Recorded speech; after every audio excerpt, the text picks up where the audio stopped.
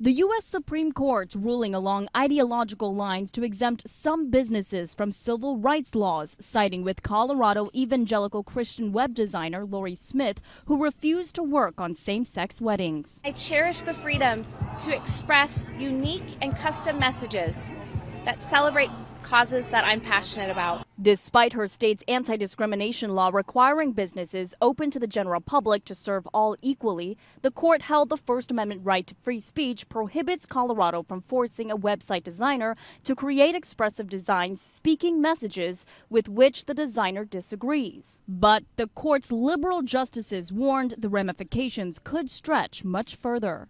Justice Sonia Sotomayor, in her dissent, raising concerns this decision threatens to allow the exclusion of other groups from many services. It's prompting fear from LGBTQ+ community leaders about whether this has opened the door to encourage discrimination. Their attack on civil rights laws puts everybody who's at risk for discrimination at greater risk. President Joe Biden expressing his deep disappointment, saying in a statement, "In America, no person should face discrimination simply because of who they are or who they love. When one group's dignity and equality are threatened, the promise of our democracy is threatened." And the nation's first openly gay cabinet member, Transportation Secretary Pete Buttigieg, writing on Twitter, "Today's ruling will move America backward."